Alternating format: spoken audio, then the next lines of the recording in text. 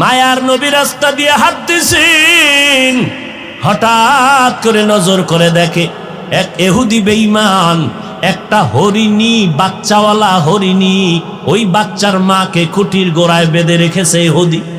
হরিণীটাকে 3 দিন খুঁটির গোড়ায় বেঁধে রাখলো। মা পাগলের মতো হয়ে গেছে, বাচ্চাগুলোরে পেলাম না, দুধ দিতে পারি না, কলিজা ছটফট করে।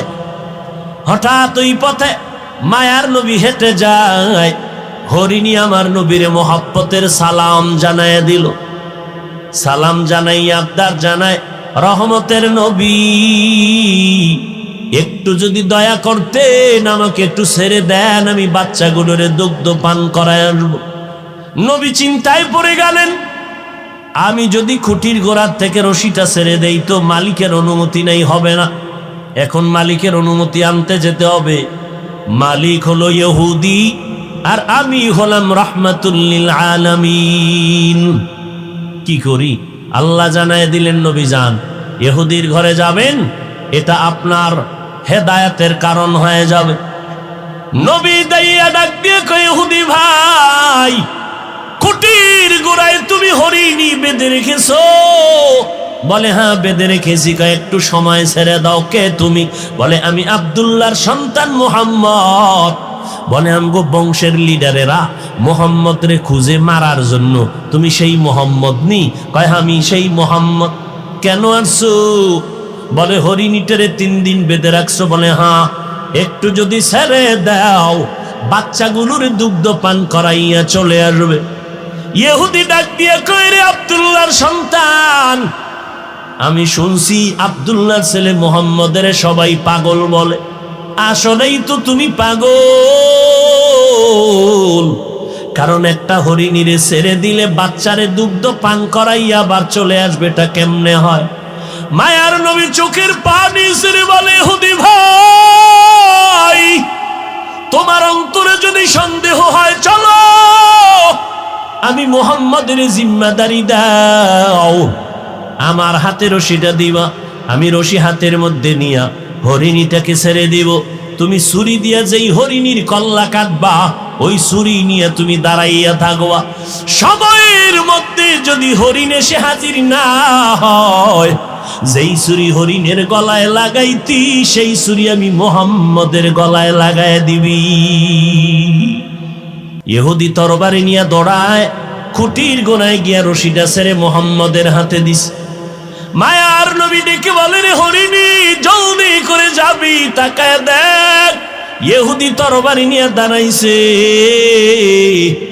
সময়ের মধ্যে যদি হাজিরা না দাও, রহমতের নবীর গলায় ছুরি লাগায় দিবে ইহুদি। আসমান থেকে আমার মালিক বলে, না নবী, আপনার কোনো চিন্তা নাই, ওয়াল্লাহু ইয়াসিমুকা মিনান নাস। আমি কোরআন হেফাজতের জিম্মাদারি যেমন নিয়েছি, আমি মুহাম্মদকেও হেফাজতের জিম্মাদারি নিয়েছি। ইহুদি বেঈমান যত চক্রান্ত করবে, আমি মাওলার সামনে টিকবে না, কারণ আমি মাওলাই হলাম সব থেকে বড় বুদ্ধিওয়ালা, আমার মতো জ্ঞানওয়ালা আর কাউকে আমি বানাই নাই। যত বুদ্ধিজীবী দেখো, এই বুদ্ধি দিয়া আমার রাস্তা কেউ বন্ধ করতে পারবে না।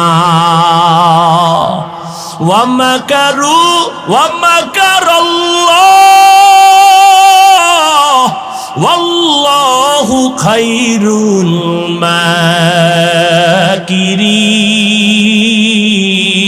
মাকিরিন। কাদের কুদরত দারি বরকামাল, আনতা রব্বি আনতা হাসবি যুল জালাল, তুহি কাদের জলিলুল্লাহ জাহাদার, বহর হালে তুহি মেরা নেগাহদার। মায়ার নবী হরিণীটারে ডেকে বলল, টাইমের মধ্যে আসবি। ইহুদি হাসে, পাগল না, এই হরিণীরে কি কয়, তাড়াতাড়ি টাইমের মধ্যে আসবা। হরিণী বুঝেনি, হরিণী রশি ছেড়ে দেওয়া মাত্র একটা দৌড়, জঙ্গলের ভেতরে গিয়ে ডাক দিছে, কই সন্তানেরা তাড়াতাড়ি আয়, দেরি করা যাবে না। রহমতের নবী দাঁড়াই আছেন, পার্শ্বে ইহুদি তরবারি নিয়ে দাঁড়ানো। সময় যদি দেরি হয়ে যায় মদিনার নবীর গলায় ছুরি লাগাবে বেঈমান দাঁড়ানো আছে। বাচ্চাগুলো মায়ের কণ্ঠ পাইয়া হাজির হয়ে গেছেন। মা তুমি এতদিন আসো নাই, কে বেঁধে রেখেছে ইহুদি? আজকে কেমন করে আসছো? বলে রহমাতুল লিল আলামিন ওই পথ দিয়ে যাওয়ার পরে আমি বলার পরে দয়া করেছে। বাচ্চাগুলো চিল্লায় কয় মা এত দয়া যেই নবী তোমাকে করেছেন, 3 দিন না আরো প্রয়োজনে না খাইয়া থাকবো, দুধে মুখ লাগাবো না, মায়ার নবীকে একটা নজর না দেখিয়া। আমরাও দেখতে চাই। মা বলে চলো। এবার মা দৌড়ায়, বাচ্চাগুলো দৌড়ায়, নবীও দাঁড়ানো, ইহুদি তরবারি নিয়ে দাঁড়ানো। হঠাৎ করে দেখে টাইমের আগে হরিণী তার বাচ্চা নিয়ে হাজির হয়ে গেল নবীর সামনে। আইসা মা এবং বাচ্চাগুলো মাথা নত করলো, মাটিতে কপাল ঠেকাইল। এরপরে বাচ্চার মা মাথা নাড়ায় নাড়ায় যেন নবীর ইশারায় কি বলল। ইহুদি তাকায় দেখতেছে, ডাক দিয়ে কয় আব্দুল্লাহর সন্তান। ওই বাচ্চাগুলো কি যেন বলতে চাইলো, কি বলতে চায়। এবার নবী কয় ইহুদি ভাই, এই বাচ্চা সহ মা প্রথম আমারে সালাম দিয়েছে। আর মা বলেছে ওই বাচ্চাগুলো দুগ্ধ পান করে নাই। আমি রহমাতুল লিল আলামিনের খবর পাইয়া বাচ্চারা পাগল হয়ে গেছে, আমাকে না দেখে মায়ের দুধে মুখ লাগাবে না। এই জন্য বাচ্চাগুলো আমাকে দেখার জন্য হাজির হয়ে গেল, পেটের ক্ষুধা নিবারণের জন্য দুধ পান করে নাই। আর আমার মায়ার নবী এমন মায়ার নবী, যেই নবীর চেহারা মোবারকের দিকে একটা নজর দিলে 7 দিনের ক্ষুধা পর্যন্ত থাকে না। ইহুদি চোখের পানি ছেড়ে চিল্লায় কয় রে মুহাম্মদ, তরবারিটা ফালাইয়া নবীর কদম ধরে কয় রে মুহাম্মদ, জঙ্গলের হরিণী যদি তোমাকে চিনতে পারে আর আমি মানুষ হইয়া যদি চিনতে না পারি, আমার মতো নিমক হারাম কেউ নাই, আমারে মাফ করে দাও আর আমাকে ঈমানের পোশাক পরায় দাও, জান্নাতের মেহমান বানায় দাও। আমার মায়ার নবীর কোনো বয়ান করা লাগে নাই। আমার নবীর আদর্শ দেখে বেঈমান কালেমা পড়ে। আজ ওই নবীর উম্মত হইছু রে যুবক, ওই নবীর উম্মত হইয়া আজকে চেহারার মধ্যে নবীর আদর্শ লাগাইতে পারলি না। কয়দিন আর বাহাদুরি করবি? নজর করে দেখ তোর মতো কত যুবক লাশ হয়ে কবরে গেল। এমন একটা দিন নাই যেই দিন যুবকের লাশের খবর নাই। এই মহামারী চিত্রাং গেল, তুফান গেল কয়েকদিন আগে, এই তুফানের মধ্যে কত বান্দা চলে গেল। বিদেশ থেকে টাকা কামাই করে দেশে এসে বিল্ডিং করলো, আনন্দ করবে, বিল্ডিং এ ঢুকবে মাত্র 2 দিন পরে। মনের বড় আশা, ছেলে মেয়ে নিয়ে ঢুকবে, কিন্তু যখন রাতে তুফান শুরু হলো, বিল্ডিং এর পাশে টিনের ঘরে ঘুমায় গেল। ছোট একটা খাটের ভেতরে বাবা যুবক এক পাশে, স্ত্রী আর পাশে একটা কন্যা সন্তান। রাতের তুফানে একটা বড় গাছ উপরাইয়া শিকড় শুদ্ধা টিনের ঘরের মাঝখানে পড়ে গেল। এসে লোকেরা দেখে ওই 3 জনের বুকের উপরে গাছটা চাপ দিল, জায়গায় 3 জন নাই। এত জীবনের কামাই বিদেশের টাকা দিয়ে সব বিল্ডিং এ ঢেলে দিল, কিন্তু পারলো না একটা সেকেন্ডের জন্য বিল্ডিং উঠে আরাম করবে। কয়দিন আর বাহাদুরি করবি রে যুবক? আমি বলি না তুমি আমাদের মতো টুপিওয়ালা হুজুর হইয়া যাও, না রে বাবা। চাকরি করো আলহামদুলিল্লাহ, ব্যবসা করো আলহামদুলিল্লাহ, লেখাপড়া করো আলহামদুলিল্লাহ, ডাক্তারি পড়ো, ইঞ্জিনিয়ারিং পড়ো। ও বান্দা তুমি লেখাপড়া করে একজন প্রফেসর হও, আমি অন্তর বলে দোয়া করে গেলাম।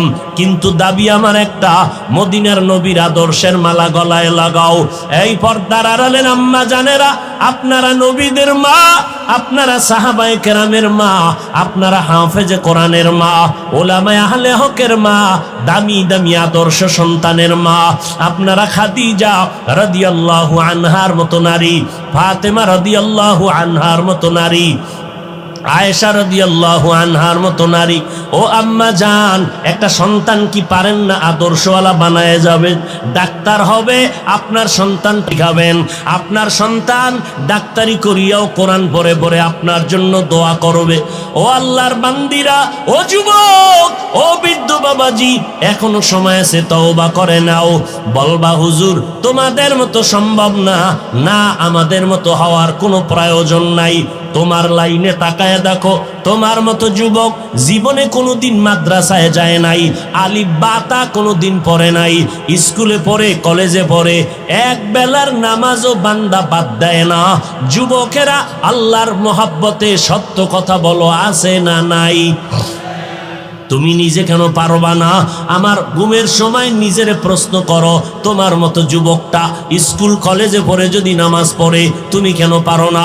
তোমার মতো যুবক র্যাব, আর্মি, পুলিশ, বিডিআরের চাকরি করে, এক বেলার নামাজ বাদ দেয় না, বলো যুবক তুমি কেন পারো না? তোমার মতো যুবক রাস্তায় গাড়ি চালায়, এক বেলার নামাজও বন্ধ করে না, তুমি কেন পারো না? তোমার মতো সন্তান নজর করে দেখো, কৃষিকাজ করে, ময়দানে নদীর মধ্যে মাছ ধরে, এক বেলার নামাজ ছাড়ে না, ও বান্দা তুমি কেন পারবা না?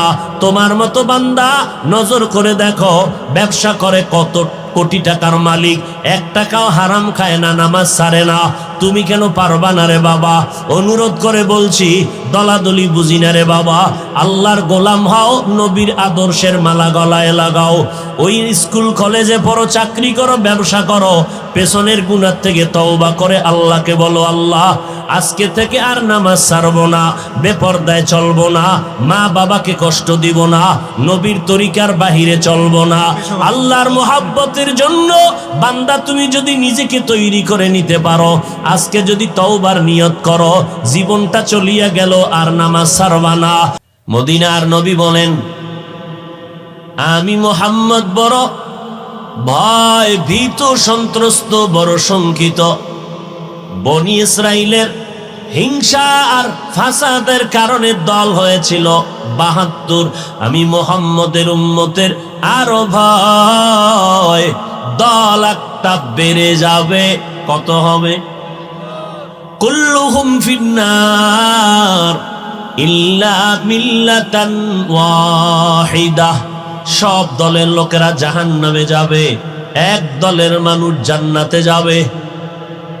قال النبي صلى الله عليه وآله وسلم إن بني إسرائيل تفرقت على 72 ملة وتفترق أمتي على 73 ملة كلهم في النار إلا ملة واحدة قالوا من هي يا رسول الله قال ما أنا عليه وأصحابي পয়গম্বর বলেন, এই ৭২ দল আরো একটা দল হবে, টোটাল ৭৩ দলের মধ্যে ৭২ দল মানুষেরা জাহান্নামে যাবে, একদল মানুষ জান্নাতে যাবে। চান্দিনার মুসলমানেরা কলবের মধ্যে রেকর্ড করে নাও, মোবাইলে রেকর্ড করে লাভ নাই, কারণ মোবাইল একটা গজবের নাম। মোবাইলে ফ্যামিলি ধ্বংস করলো, এই মোবাইলের কারণে চরিত্র নষ্ট হয়ে গেল, এই মোবাইলের কারণে সন্তানের লেখাপড়া ধ্বংস হয়ে গেল, এই মোবাইলের কারণে সন্তান মা বাবার মোহাব্বত ধ্বংস হয়ে গেল, এই মোবাইলের কারণে স্বামী আর স্ত্রী পর্যন্ত আলাদা হয়ে গেল, এই মোবাইলের কারণে তাজা তাজা প্রাণওয়ালা যুবকের গলায় ছুরি লাগলো, এই মোবাইলের কারণে আজ যৌবন শেষ, জীবন শেষ, চেহারা পর্যন্ত নষ্ট, ব্রেন নষ্ট, চোখের পাওয়ার নাই, কানের পাওয়ার নাই, হার্ট দুর্বল।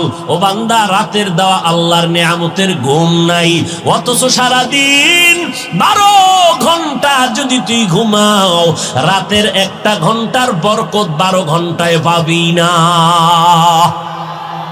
মোবাইলের গজবে রাতের নেয়ামতের ঘুম কেড়ে নিল।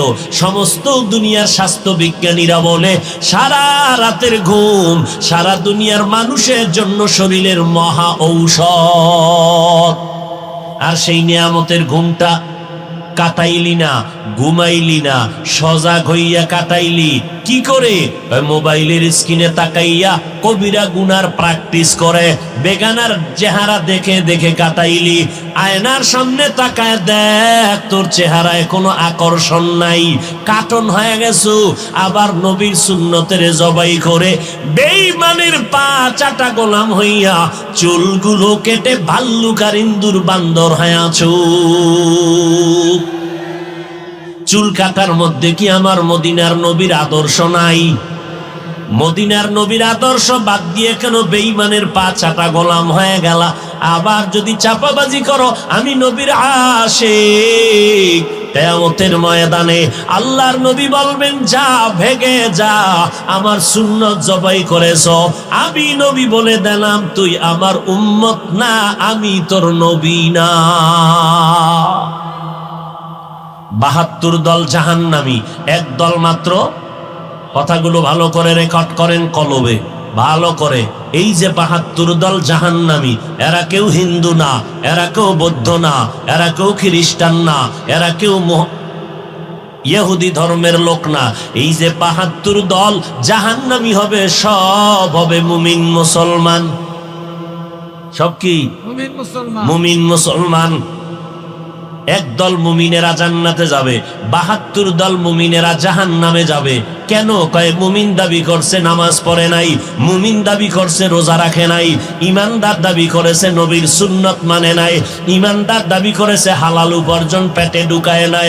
এত বড় কপাল পোড়া, এত বড় গাদ্দার, নিজেও হারাম খাইয়া নিজের কলিজাটারে নষ্ট করেছে, ঘরের নাবালেক বাচ্চাগুলোকেও হারাম খাওয়াইয়া তাদের রক্ত নাপাক করেছে।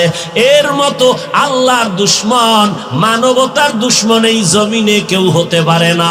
বলো সন্তানের বাবারা, তোমার শিশু বাচ্চার তো কোনো গুনাহ নাই, কোন অপরাধের কারণে ওরে সুদের টাকা দিয়ে খানা খাওয়াইতেছো? বলো। ওর রক্ত তো, তোমার ঘরের স্ত্রীর রক্ত তো পিওর, ওই বাচ্চাটার কোনো আমল নামা নাই, গুনাহ নাই, এরপরও গায়ের জোরে খাওয়াইতেছ। লিখে রাখো এই সন্তান কোনোদিন মানুষ হবে না। লিখে রাখো, আল্লাহর কসম করে বলছি, এই হারাম খাওয়াইয়া সন্তানরে বড় বানাবা, মরণের আগে সন্তান কোনোদিন মা বাবার খেদমত করবে না। আল্লাহ হেদায়াত দান করুন। আরো জোরে বলেন।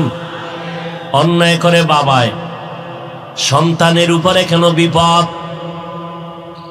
শিশু বাচ্চার তো কোনো অন্যায় নাই, ওই বাচ্চার পাওটা হঠাৎ ভাঙলো কেন? আব্বাজানেরা জবাব দেন। যারা সন্তানের বাপ হইছেন, বালিশে মাথা লাগায় চিন্তা করবেন, অন্যায় করছেন আপনি। আপনার ঘরের মাইয়া বলা শিশু বাচ্চা নিরপরাধ, পিওর। আপনার বাচ্চার কিডনির উপরে কেন হঠাৎ করে আক্রমণ? আপনার বাচ্চার ব্রেনের উপরে কেন আক্রমণ? আমার মাওলার কুদরতের ফয়সালা। অন্যায় করবি বাবা তুমি, সাজা দিব তোমার সন্তানেরে আমি। সাজা দিব তোর সন্তানেরে। তোর সাজা তো পরকালে আছে, তবে তোর সন্তানের দেওয়াটা তোর জন্য তো কম সাজা না। আল্লাহ, কত কঠিন বিষয়, বড় কঠিন বিষয়। ৭২ দল জাহান্নামী, মুমিন মুসলমান। একদল মুমিন জান্নাতে যাবে। সাহাবায়ে কেরাম জানতে চাইলেন নবী ওই দলটার পরিচয় কি? নবী বলেন দুইটা পরিচয়। মা আনা আলাইহি ওয়া আসহাবি, এক নাম্বার আমি মুহাম্মদকে মানিয়া চলবে। ২ নাম্বার পরিচয় আমার ছাত্র, আমার সাহাবায়ে কেরামদেরকেও মেনে চলবে। কি বুঝলেন? যারা বলে আমরা মুহাম্মদ রে মানি কিন্তু সাহাবায়ে কেরামদের মানে না, ওমরে ফারুক রে বেদাতি ভণ্ড কয়, ওসমান রাদিয়াল্লাহু তাআলা আনহুর বিরুদ্ধে ইশারা ইঙ্গিতে বক্তায় বয়ান করে, মুআবিয়া রাদিয়াল্লাহু তাআলা আনহুর বিরুদ্ধে কথা বলে। এক কথায় যারা সাহাবায়ে কেরামদেরকে আদর্শ মানতে পারে না, এদেরকে চিহ্নিত করে নাও, এরা মুমিন ঠিক, মুসলমান ঠিক, মাওলানাও ঠিক, তবে ৭২ দল জাহান্নামীদের অন্তর্ভুক্ত। সাহাবায়ে কেরামদের বিরুদ্ধে কথা বলনেওয়ালা আসেনি? কথা বলেন না কেন? আরে ভাই কেমনে বলি, বলতেই তো হবে। গীবত হলেও বলতে হবে, কারণ গীবত করা হারাম। 4 কারণে গীবত করা ওয়াজিব। ইসলামের ব্যানার লাগাইয়া যদি কোনো মাওলানা মুমিনের ঈমান চুরি করে, আমল চুরি করে, আহলে হক আলেমদের দায়িত্ব তার নাম, গোষ্ঠী, শুদ্ধা, ঠিকানা সহ উম্মতের জানাইয়া উম্মতের সতর্ক করো, ওই ভণ্ডের কাছে যেন না যায়। গীবত হইলেও এই গীবতে সওয়াব হবে। ইসলামের ব্যানার টানাইয়া একজন মাওলানা বয়ান করে বলে, জুমার নামাজের আগে সুন্নতের প্রয়োজন নাই। আর একজন মাওলানা বলে, নবীরা ভুল করেছিলেন, আমার আল্লাহ নবীদের দিয়া ভুল করাইছেন। এটা ইন্ডিয়ার খবর না, বাংলাদেশের তাজা খবর। আর একজন মাওলানা তিনি ইসলামের ব্যানারে থেকে বলেন, কোরআন শরীফের মধ্যে জাল আছে, জাল। বলে কি পরিমাণ জাল? বলে হাদিসের থেকেও বেশি জাল। নাউজুবিল্লাহ আসে না? না, একটু চিন্তা করেই বলেন, কারণ আপনার হুজুরে যদি বলে তাহলে তো একটু নাউজুবিল্লাহ চিন্তা করেই বলতে হবে। আওয়ামী লীগ ওয়ালারা কয় নাই কোরআনের মধ্যে জাল আছে, বিএমপির কেউ বলে নাই কোরআনের মধ্যে জাল আছে। কে বলেছে? ইসলামের ব্যানার টানাইয়া মাওলানা নামের টাইটেল লাগাইয়া বলে কোরআনের মধ্যে জাল। এই ইসলামের ব্যানার টানাইয়া মাওলানা বক্তা হইয়া বলে কালেমা লা ইলাহা ইল্লাল্লাহ মুহাম্মাদুর রাসূলুল্লাহ। এ কালেমা পড়বা না কালেমা কুফরি। সোনার বাংলার খবর। কই যাইবেন? ওই মাওলানা সাহেব কোরআনের মধ্যে জাল আছে, নবীরা ভুল করেছেন, কালেমা কুফরি বলার কারণে যেমন ভণ্ড, তোমরা যারা সেই বক্তা মাওলানার ভক্ত দাবি করিয়া চুপ থাকবা, প্রতিবাদ যদি না জানাও, তুমি চুপ থাকার কারণে তুমিও ভণ্ড।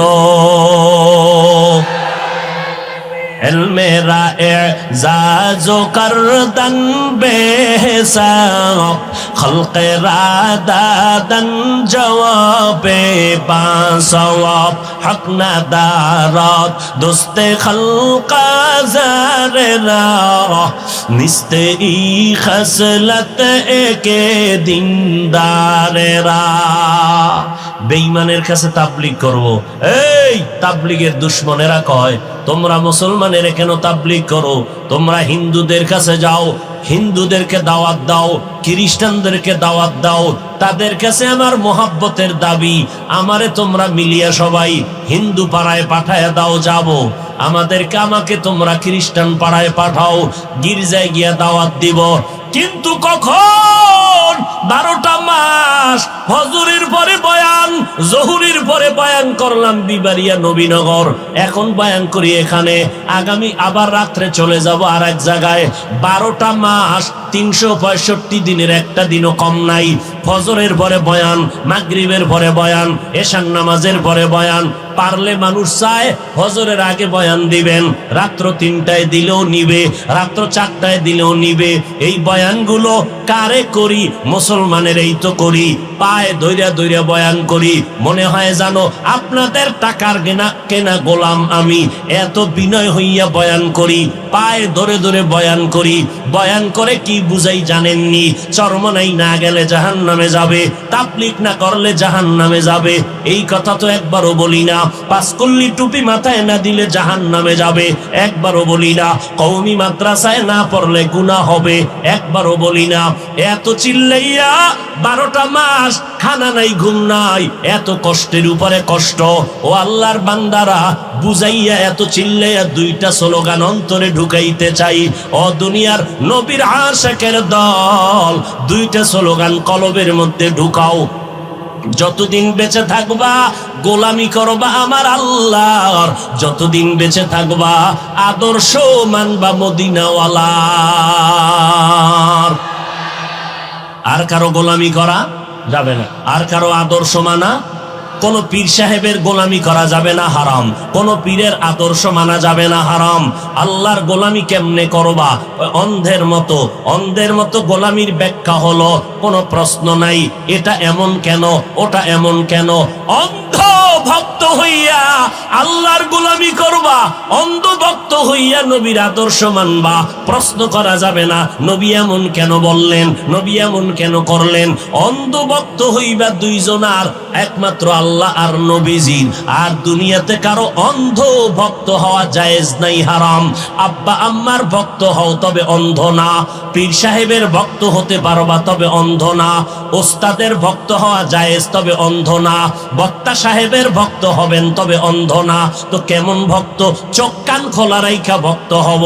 আমি আমার বক্তাকে মানি, আমার পীরকে মানব, আমার আব্বা আম্মাকে মানব, আমার আলেমকে মানব, ইমাম সাহেবকে মানব কতক্ষণ?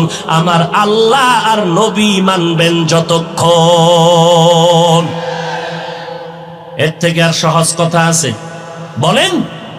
এরে নবীর উম্মতের দল, ভালো করে বুঝো, এই জমিনের মধ্যে যারা আল্লাহর কোরআনের উপরে কথা বলবে, এখানে কোনো ছাড় নাই।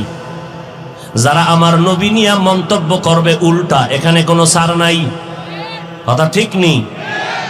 বড় মুসিবত। এমন এক সময় আমরা জীবনটাকে রাস্তায় চালাইতেছি, কচু পাতার উপরে জীবনটা আছে, ঈমান নিয়া মরব, পরের কথা, বেঁচে থাকা বড় কঠিন। মানুষের পায়ে ধরে ধরে কই, ভাই সুযোগ পাইলে নামাজটা পড়েন, চাইরেন না নামাজ। এক হুজুরে কয় এত ইবাদত লাগবে না, আর এক হুজুরে কয় বিতিরের নামাজ প্রতিদিন পড়া লাগবে না, যদি মাঝে মাঝে পড়ো পুরাটাও লাগবে না, এক রাকাত শর্টে মারবা, এক রাকাত মাইরে দিও, 3 রাকাত দরকার নাই। আচ্ছা আমাকে একটা নিরপেক্ষ জবাব দেন, এতক্ষণ যা শুনাইছি এটা একদিকে গেছে, এবার নিরপেক্ষ একটা জবাব দিবেন। নিরপেক্ষ বলতে নিরপেক্ষ কোনো মানুষ নাই, নিরপেক্ষ কোনো কথা নাই, আল্লাহ এবং রসুলের মহব্বতে জবাব দিবেন। এটা হলো নিরপেক্ষের ব্যাখ্যা। কি? নবীরা ভুল করেছেন, আল্লাহ ভুল করাইছেন, কোরআনে জাল আছে, কালেমা কুফুরি, বিতির লাগবে না, জুমার আগে সুন্নত লাগবে না, কাজা নামাজ লাগবে না, এই সমস্ত কথা আপনাদের মতো মানুষকে বয়ান কইরা যদি আমি মাওলানা বলি, এবার প্রশ্ন কিন্তু এখনো করি নাই, এই সমস্ত কথা সাধারণ মুসলমানকে বললে যুবকেরাও ভেবেচিন্তে জবাব দিবেন, ইসলামের উপকার কি হবে?